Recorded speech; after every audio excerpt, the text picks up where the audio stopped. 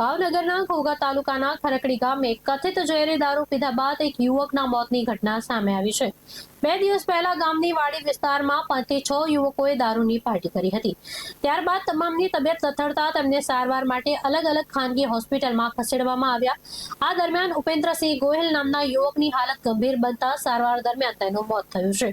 અન્ય યુવકો છે તેમની પણ સારવાર ચાલી રહી છે। મામલો સામે આવતા ભાવનગર પોલીસ અધિક્ષક નીતેશ પાંડેએ તાત્કાલિક બેઠક બોલાવી કડક કાર્યવાહી કરવાના આદેશ આપ્યા। પોલીસે દારૂ સપ્લાય કરનાર મુખ્ય આરોપી સહિત 4 જેટલા શખ્સોની અટકાયત કરી છે। જે રહેવાસી આપના ખડકડીના છે, ખડકડી ગામ આપનો વર્તેજ પોલીસ સ્ટેશનને હદમાં આવે છે। એની સર્ટી હોસ્પિટલમાં છે, લગભગ બપોર પછી એની ડેથ થઈ ગઈ।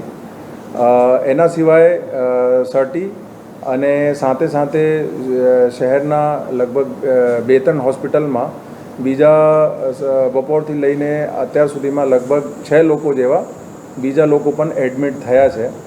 આ લોકોની જે હાલ તબિયત જે છે એની સારવાર ચાલે છે અને આ લોકોની જે અમે તપાસ કરતા એક કોમન જે થીમ આવી છે કે આ લોકોમાંથી મોટા ભાગે જે છે લોકો રોયલ સ્ટેગની ડુપ્લિકેટ જે બોટલ હોય છે એ લોકો એનું સેવન કર્યું છે અને એનાથી જે છે એની આ લોકોની તબિયત જે છે લથડી ગઈ છે। તો એમાં કીધું એક અત્યાર સુધીમાં ડેથ છે અને બીજા લગભગ 5 થી 6 લોકો જે છે અલગ અલગ હોસ્પિટલમાં અત્યારે સારવાર હેઠળ છે। કે 2-3 છોકરાઓ પાર્ટી કરેલી હતી પરમ દિવસે રાત્રે, 24 કલાક સુધી ઉઠ્યા નથી ને રાત્રે વોમિટિંગની ને એવી બધી ફરિયાદ હતી।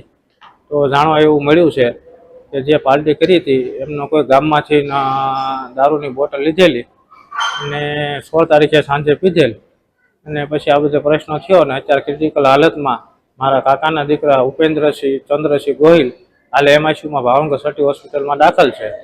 તો આમની તાત્કાલિક ધોરણે તપાસ થાય એવી મારી માંગ છે। પાર્ટીની અંદર અંદાજિત જાણવા મળ્યું 3 થી 4 છોકરા હતા।